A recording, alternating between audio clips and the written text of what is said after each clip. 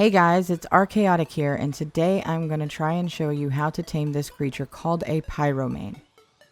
Now this creature is a paid DLC brought to you on the center map, and it will cost you $5, but it is worth every single penny as it has some really unique abilities that can not only help you during attacking other creatures and things, but can also help you around your base. So one thing you can tell with this creature in the name is that it is a fire type creature, and it looks to be like a lion, so it will have similar attributes to a lion. So the mane is the main thing you can tell when you go for looking if it's a male or a female, as the males will have a giant mane around their neck and the females will not. Another thing about this creature is that it has an ability for it to become a shoulder mount straight from a riding mount. Now this thing is so cool, not only because he's a cute little creature that sits on your shoulders, but also because he has some really cool abilities as a shoulder pet that I will get into in a minute. So in order to get him out of the shoulder pet, you will have to either throw him off your shoulder or hold down R and be able to transform him back. So I am going to try and find one, and then we are going to show you how to tame them. They are relatively easy if you have the right stuff. However, you definitely need to be prepared. Alright, so let's go find one and I will bring you back. Alright guys, so we have found our Pyromane, and this is a level 90. Has about 2,000 health, which is perfect, because we're going to need to get this down to about half health in order to start the taming process. Now what you'll need is you'll need a weapon, either a crossbow or shotgun is what I have found to work best. I kind of prefer the crossbow because in order to start the taming process, we are going to need to bring this thing into the water, whether it rains or by kiting him into the water. And what that'll do is it will extinguish his flames and bring down his strength, and that'll allow you to be able to jump on his back and start this taming process. Another thing you're going to want to have on hand is some medical brews, because it has a leap ability and it will jump on you and engulf you in flames, and for 30 seconds you'll be taking damage, and there's no way to get rid of that until it just runs out. Even if you run into water, it doesn't seem to work for me. So you just got to make sure that you have enough medical brews to keep you alive if it happens to hit you. Another thing that you're going to want to make sure of is that you've got some other creatures nearby that you can kill relatively quickly. Baryonyx is definitely not one of them, so we'll probably go ahead and get rid of him before we start. But there is some raptors here which are perfect. And let's see, this Carno has about 3,000 health, so we'll get rid of him as well. Mainly because we'll have 30 seconds to do this before we get knocked off our tame. And when we get knocked off the tame, it's a nightmare. The Pyromane comes after you. All the tames that you were trying to kill come after you. It's just a mess. So ideally, we want to be able to kill the creatures before that timer runs out. And every time you kill a creature, it'll reset the timer and you can start again. So raptors seem to be the go-to at the moment. I do know that other people have tried to use tames and throw babies down and things like that. It doesn't seem to work with anything but wild creatures. So I wish that we would be able to throw down a bunch of eggs and tame it that way, but it doesn't seem to be working in that favor. So let's go ahead and get rid of these guys, and I will bring you back. Alright, now that we've gotten rid of the threats, let's go ahead and show you how this works. Let me get into walk mode, and then we will make ourselves visible. Now another thing I would recommend is having a tame, especially a flight tame. I have tried this with the Rhinianatha because I transferred it over from another server, and it is the best method in my opinion, because you can pick up the Pyromane, go above the water, douse him in, jump off the Rhinianatha, get him down to half health, and while you jump on the Pyromane, your Rhinianatha is safe because it's above the water and nothing can get to it. That seems to be my favorite method, but if you don't have access to transfer him back and forth across maps, I would definitely recommend finding some type of flight tame because you're going to want to be able to get away quickly if you can't kill things in that time frame that it gives you. So let's go ahead and put our aggro on.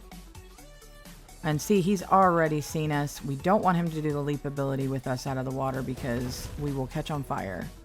So is he in the water? What the? Okay, Ark. Alright, so now we're going to want to hit him and get him down to half health. Now we can ride him. So now we're going to want to find a tame before that 30-second marker is up. And I think there's some raptors this way. And we got to kill these guys before that timer comes up. At least one of them. So let's go ahead and... Okay, we've killed one and it's already went up on its taming bar. So it's at 89.7. Let's kill another before the timer goes up. Alright, so now that it's gone all the way up to 100%, it'll tell you to push left control and left click. And you have tamed yourself a Pyromane. Now, if you don't manage to get the timer and kill everything in that time frame, you will jump off, or it will kick you off, and everything will start attacking you. So my best defense in that, if you do get kicked off, is you're going to want to immediately run to the water and get underwater where nothing can attack you, because otherwise you're probably going to die. Now, another thing about getting knocked off the creature if you don't kill things in the time frame that it gives you is that you will have a 5-minute cooldown before you can jump on him again and start the process again. And you will have to, once again, get him to half health or shoot him once to be able to jump on his back and ride him as he's in water and extinguished under his flames. Like this. So yeah, the best advice is to be able to do it first time around, finding some raptors, things like that. But I have settings on my map right now at 3 times rates. So I did tame it a little bit quicker, but most official maps are 2 times rates right now. And so it shouldn't be that many more kills besides just a couple of raptors that you should have to tame it with. So now I'm going to explain the abilities. So let me get over to an area where I can explain that and I'll get back to you. Alright guys, we are back and I'm going to show you the abilities. So as you can see at the bottom, there is Flame Leap and Flame Absorb, and there is a bar at the bottom below that. Now the Flame Leap and Flame Absorb are both in blue right now. That means that they are charged. Once you use those abilities, they will be grayed out and you will have to recharge them in order to use them again. Now, as you can see on the right hand side, there is a keybind help that can assist you if you can't remember all the different controls and things like that. I like to keep it up, but there is a way you can toggle it where you can hide it if you want to. The first thing on there is swap to shoulder pet. Now this is a really cool ability that I have not seen in any other creature, but you can hold control and C, and as you can tell, we are now a shoulder pet creature, and it is not only the cutest little thing in the world, but it also has its own little abilities. So this creature, if it is on attack or aggressive, or I'm guessing neutral probably as well, is going to be able to have a flamethrower type ability. So right now we are on attacking target, so I'll go ahead and leave it on that. And we will see if we can't find something to aggro us. So let's punch this Dilo. It's bit me. Now my creature is going to attack it. Now you see he has attacked and he has shot flames, and now it is attacking the creature with its flame ability, which is a helpful way for me to be able to get away. Now another thing is that I can throw this creature off my shoulder, and as soon as it gets attacked, it will turn into its big form, and then it'll attack the creature. So that is another thing that is awesome. It's a great defense getaway for you, a great protection, but not only that, it is super powerful, so you don't have to worry about it dying quickly. So now let's get into another ability. So another one is called Flame Absorb. Now, what that is the bar down at the bottom, you will see that it's got a little bit of orange. So once we are fighting something, we can absorb the flames that we have used to be able to make that bar go up more. And let's see if I can fight. Yeah, here's something right here. So this is a little Lystro. I am going to click left click and I'm going to be able to do my melee damage. And I killed it quickly, but we can do it with this one. And so now I'm going to want to do flame absorb, which is control right click. And when I do that, I have now made that bar go up. So I've kind of pulled in those flames to be able to increase that bar. Now what this bar does is it helps you use your flame abilities. So another flame ability that it has is this thing called Flame Leap. So on the ground, you can either right click and you will do a leap ability like so, or let me get the bar back up. See, it's charged again. Or we can go over here and you can jump in the air, then hit the flame ability and be able to fly even further. And then you can attack the creatures with either your melee attack or this other ability that I'm going to show you called a flame trail. So if you hold down right click and then you run around a creature, you can pretty much engulf it in a circle of flames. Now that circle of flames is only good until that bar runs out. But once that bar runs out, you won't be able to do it anymore. However, our bar right now is high because I killed a creature and that increases the bar.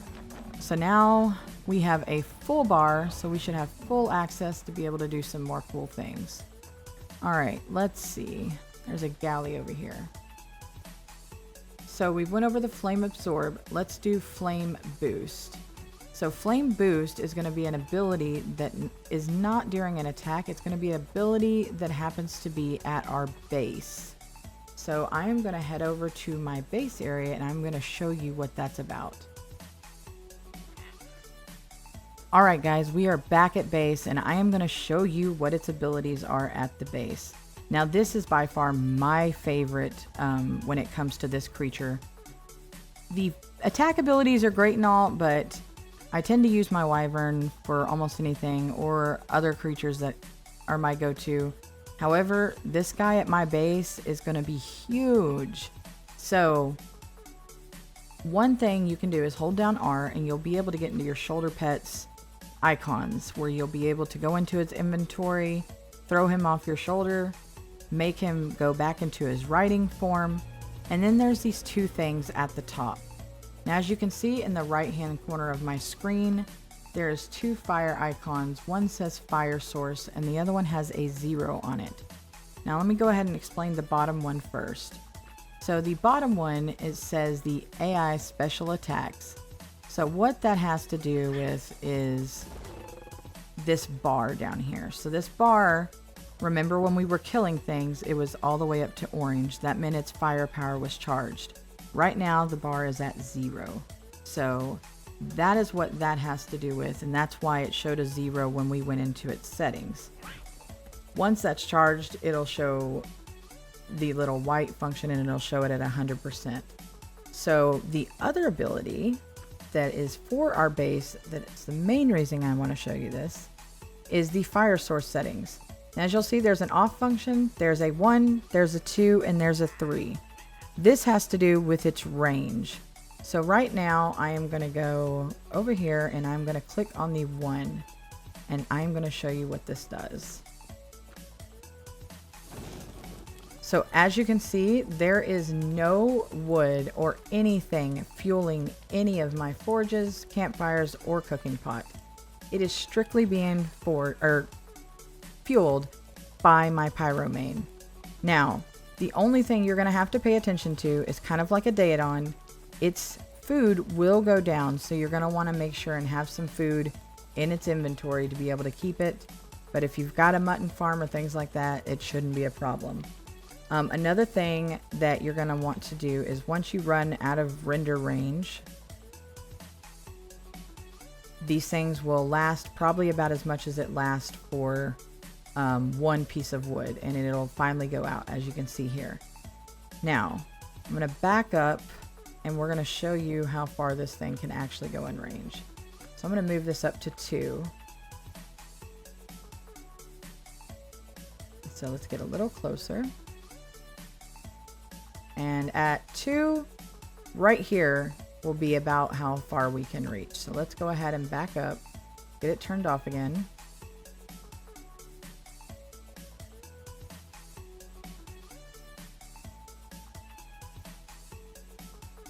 All right, so it's turned off. And now let's go ahead and move the range to 3. So at 3, let's see how close. Right here, we're already hitting it. So as you can see, this is quite a big range area for you to be able to have this shadow mane, or Pyromain. I keep calling it a shadow mane. I know I'm going to do that over and over. Pyromane, be able to power your base fire items. Now, I've heard that it did it with the Indie Forge and stuff, but it doesn't work. I've tried it. If someone else knows how to get it to work, I guess they could try, but I did not find that it did anything but to these 3 items here. So another thing is that you can access this ability in your writing form as well by clicking into its inventory, and you'll see this icon right here. Now let's go ahead and explain some of the other icons in the big form. If I can get up here, thank you. All right, there we go. All right, so some of the other icons you may have seen that are new are these 2 right here. So this one has to do with it turning into its little kitty form. That's what I call it. So it can be a small little kitty form at your base, or you can make it the big form. Now, personally, if you're going to be using this guy for your base, I prefer the big form, and here's the reason why. You can click this rest ability, and it turns into a little cute and cozy cat that will sleep, and he will still power all your items.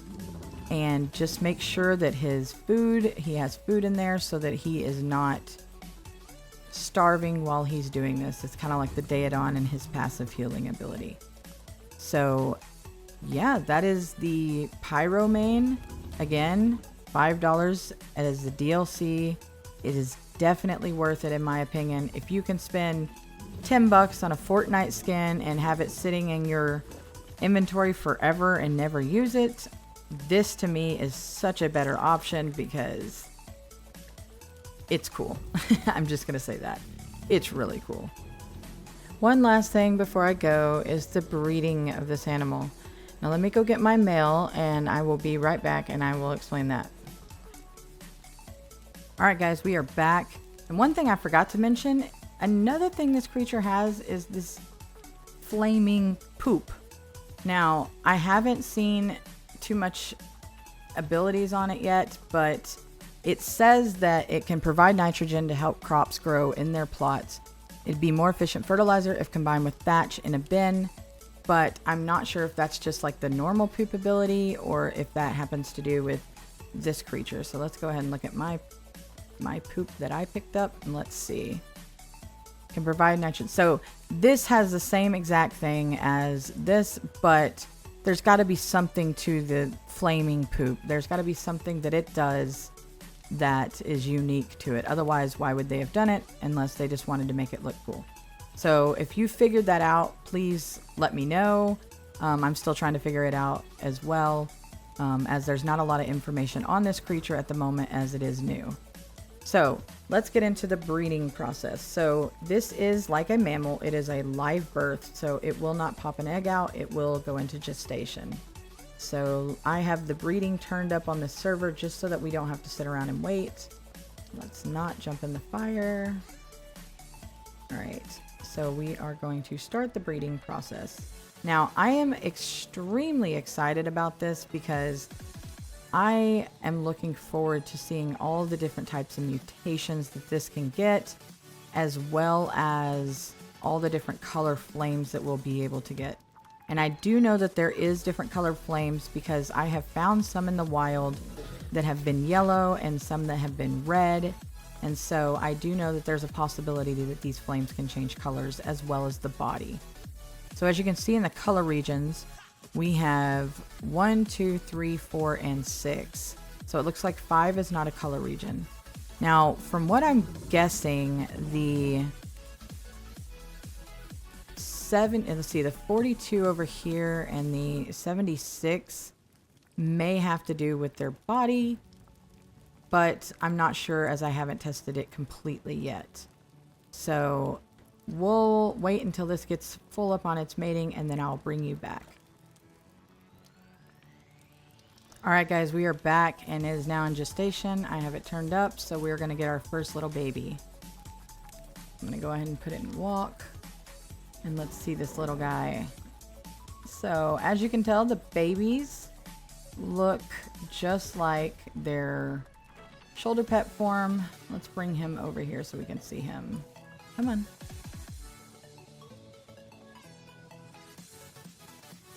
Yeah, so it looks very similar to the shoulder pet form. He's already in juvenile because I do have it speeding up as well, just so that I can see about getting these mutations and see what they look like. But this is the breeding process. This is what it looks like.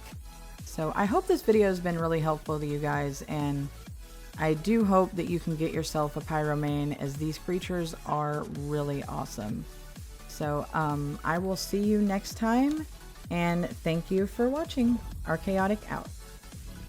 If this video helped you out, help me out by hitting that like button, leave a comment, and subscribe to my channel for more tutorials. Thanks.